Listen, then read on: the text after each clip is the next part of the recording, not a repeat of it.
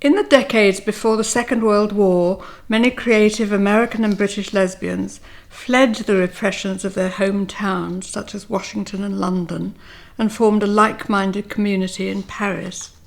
They wrote and published what they wanted, lived their lives with freedom and candour, and were at the vanguard of modernism, that shift away from old assumptions and into new 20th century ways of seeing and saying. In No Modernism Without Lesbians, I focus on the character and contribution of 4 such women: Sylvia Beach, Natalie Barney, Gertrude Stein, and Bryher. 3 were American, 1 was English. All rebelled against conventional ideas of a woman's place, against family expectations, and against outworn art and attitudes. These 4, and others like them, gravitated to Paris and each other. Rather than staying where they were born and struggling against patriarchal rule, censorship, denials and inequalities, they took on their own lives, their own gender identity, power and authority. They defied the stigma that conservative society tried to impose on them. Individually, each made a contribution. Collectively, they were a revolutionary force in the breakaway movement of modernism, the shock of the new, the innovations in 20th century art, writing, film and lifestyle, and the fracture from 19th century orthodoxies.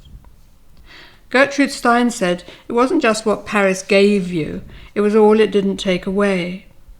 One of the takeaway messages from my book is how crucial it is to break free if you're being diminished and with your identity denied. Paris, Gertrude said, was where the 20th century was, the place that suited those of us that were to create 20th century art and literature. Indigenous Parisians didn't take exception to these foreign women with alternative lives. Gertrude said Parisians respected art and letters, while England, as she put it, was consciously refusing the 20th century. In Paris there was a different energy, and there were the boulevards and bars, good food, low rents. Modernism would not have taken the shape it did without the lesbians who gravitated to Paris at that time. There had been nothing like it since Sappho and the island of Lesbos. Several of them learned Greek to read extant Sappho fragments, and they wrote verses in her honour. Of my chosen 4, Sylvia Beach founded the avant-garde English-language bookshop Shakespeare and Company in Rue l'Odéon. She stocked the work of the modernist writers and poets, and her shop became their meeting place. And she single-handedly published James Joyce's groundbreaking novel Ulysses when it was condemned as obscene by the censors, and no mainstream publisher in Britain or America would touch it. When Radcliffe Hall's 1928 anodyne novel The Well of Loneliness was censored and burned as obscene in the King's Furnace in England, simply because its theme was love between women, Sylvia sold pirated copies in Shakespeare and Company, and Natalie Barney held a Radcliffe Hall salon afternoon at her home at 20 Rue Jacob. My second rule breaker was Bryher. She was born Winifred Elliman, daughter of the richest man in England. Bryher, even as a child, felt herself to be a boy trapped in the wrong body. She resisted being called Winifred, or Dolly, the nickname her father gave her. She rebelled against wearing restrictive, frilled and fussy Edwardian clothes, and she hated the brother, born when she was 15, who by rules of primogeniture had access to opportunities she was denied and was heir to the bulk of her father's fortune. She got away from her family as soon as she could. She chose her name. Bryher was one of the silly isles of which she was particularly fond. She got her hair cut short, and she fell in love with the Imagist poet H.D. Hilda Doolittle, who became her lifelong partner. Bryher made 2 lavender cover-up marriages with gay men so as to secure as a wife substantial inheritance from her father, and so as to adopt H.D.'s daughter, Perdita. And throughout her life she used this money to become an extraordinary philanthropist. She was like a lone arts council. She financed H.D.'s private and creative life, Sylvia Beach and Shakespeare and Company, an endless number of hard-up artists, and she tried to keep solvent many of the little experimental presses that died to make verse free. Bryher bankrolled avant-garde literary magazines, produced and acted in experimental films like Borderline with Paul Robeson, and founded Close Up, a magazine that promoted contemporary film.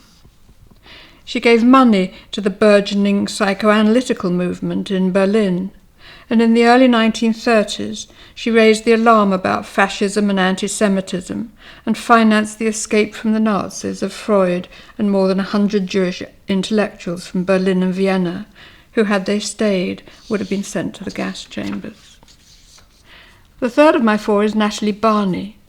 I include her because her trailblazing sexual candour gave courage to other lesbians to be out and proud. Natalie said living was the first of all the arts. She claimed her life was a modernist work of art, and by living she meant lots of sex. She liked epigrams. Of being lesbian, she said, "People call it unnatural. All I can say is, it's always come naturally to me." Natalie was a life force. The most significant of her relationships were with the American portrait painter Romain Brooks and with the French writer Elizabeth de Grammont, with whom she drew up a questionable marriage contract. But the list of her other lovers was long, hard to keep up with them all. She boasted she had 18 assignations in one night. "My queerness is not a vice, is not deliberate, and harms no one," was another of her epigrams. She found her last lover when she was 80, picked her up on a park bench in Nice one February afternoon. I turned 80 last August. I'm sitting on a lot of park benches. Mind you, Natalie had loads of inherited money, loads of it. I expect that was a magnet. Gertrude Stein is my fourth woman who broke the rules, and she was Gertrude Stein, innovative and fearlessly experimental in literature and art. She furthered the careers of Matisse, Picasso, Cézanne, Scott Fitzgerald, Hemingway, and in her own writing pushed at the boundaries of style and meaning. Gertrude thought that what people did in bed was their own business. Her main concern was herself as a genius. 20th century literature is Gertrude Stein, she said, with characteristic modesty. I started writing biographies of lesbians 35 years ago. This will be the last. A breakthrough with this final book is that the publisher loved the idea of lesbians in the title. Back in the day, you ducked the L word if you wanted a mainstream publisher and for people not to cringe and go haywire. Now it's okay, a marketing plus. Better late than never, and saying the word out loud, on the jacket, on the spine, in the running head, is crucial to the core theme of my book. It's because of being uncompromising and true to their sexual identity the women I write about achieved in the way they did. They defied family expectations, defied the censors, the patriarchy, gravitated toward each other, turned the past on its head, lived as they pleased, and carved their own careers. In today's terminology, they weren't all lesbians. Labels are a minefield now, and pronouns are hell. I dedicate the book to LGBTQIA, Quilt Bag Plus, or whatever gets you to the light. The Quilt Bag acronym is queer, unisex, intersex, lesbian, transsexual, bisexual, asexual, gay, or genderqueer. And plus is plus. There are only 26 letters in the alphabet.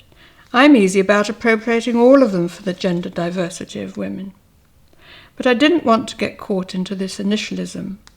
I hope the way I used the word lesbian is enough to get me to the light. I do believe that to a large extent, character is destiny. I try in this book to focus on the essence of each of the four, to show their individuality, relationships, contribution, and life experience. But the group impact becomes important too. Just as a relationship is more than or different from those who are in it, The group becomes greater than the sum of its parts. It was interesting for me to end up with more in a book than I had put into it. I concentrated on individuals, but something else happened. Collectively, they become more than their separate selves. Figuring in each of their lives were other creative women who loved women, their friends and exes. Newcomers sought out kindred spirits. A momentum built up, a cultural alternative, a new way of seeing and being, a groundswell, much like the later gay liberation movement. But this was a separatist lesbian revolution. I'd like to think something similar is happening now. All of the group of Paris women were at odds with the society they left behind. As a group, the power base changed. There was an evolution, an alternative. I might have put centre stage others who have small parts in this narrative, but who made huge contribution to the modernist movement. The journalist Janet Flanner, the composer Ethel Smythe, Oscar Wilde's niece Dolly Wilde, the writer Juna Barnes, the poet Renee Vivian, the publisher Margaret Anderson, the patron Winnaretta Singer. All were there at the same time, loads of them and more. There was a point when I suggested the title should be Lesbians Galore, in 4 volumes and counting. Within each of my 4 chosen stories, partners figure large.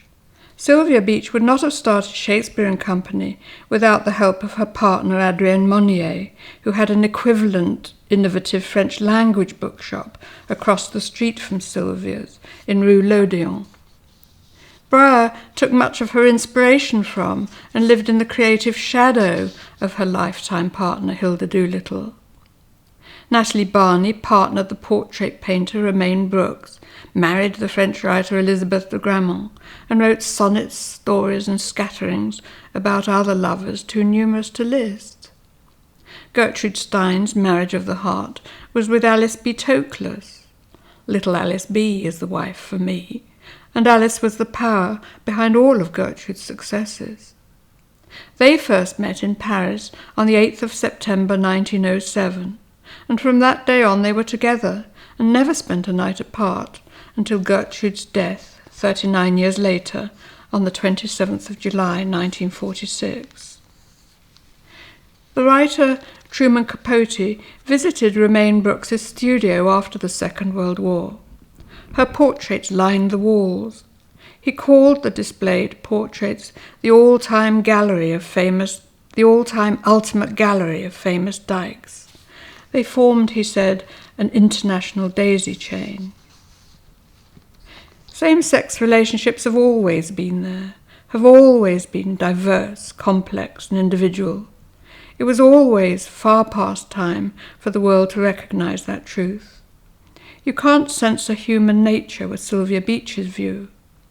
It was always senseless to close the door on benign relationships of the heart, relationships which will express themselves, however brutal, damaging and disheartening any punishment imposed.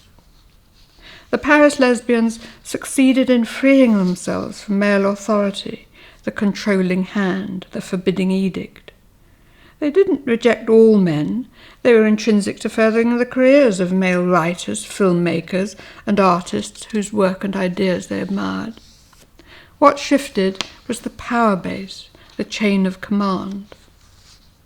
A community of women who called the shots was no bad idea 100 years ago, nor is it a bad idea now. There are still too few works by women in the art galleries. Their symphonies and songs still don't fill the concert halls. Not enough of their statutes define the laws of the land. It is true that I only want to show off to women. Women alone stir my imagination, Virginia Woolf wrote in 1930 to the composer and suffragist Ethel Smythe, who had declared love to her. Women needed, Virginia said, their 500 guineas, a room of their own, and the habit of freedom and the courage to write exactly what we think. 3 years earlier, she had written to Vita Sackville-West, with whom she was, in her way, in love. Look here, Vita, Throw over your man, and we'll go to Hampton Court and dine on the river together, and walk in the garden in the moonlight, and come home late, and have a bottle of wine, and get tipsy, and I'll tell you all the things I have in my head. They won't stir by day, only by dark on the river. Think of that. Throw over your man, I say, and come. So if there's a prescriptive message in the book, I do think, if not throwing over men, at least leaving them on one side and forming a parallel society, along the lines of Sappho, that Greek ideal, I do think it's a good idea. A dynamic, artistic lesbian community, such as there was in Paris at that time. It's perhaps more achievable than parity and glass ceilings in industry and the military and the church, which isn't to say that parity shouldn't be achieved and glass ceilings broken. The Second World War put an end to the community I write about. War came down like a shutter. Janet Flanner said in 1939, "No one knows which side's dead men will win this war." Virginia Woolf called war this preposterous masculine fiction, except it was and remains preposterous fact. A couple of months ago, the Secretary-General of the United Nations called for a global end to armed conflict. "The fury of the virus illustrates the folly of war," he said. It's probably a vain hope that when this current global pandemic ends, there'll be a new world order, less patriarchal, more fair, accepting of diversity, tolerant of others.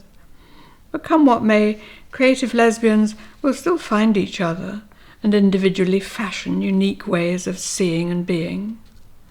No modernism without lesbians, no changed and better world without them either.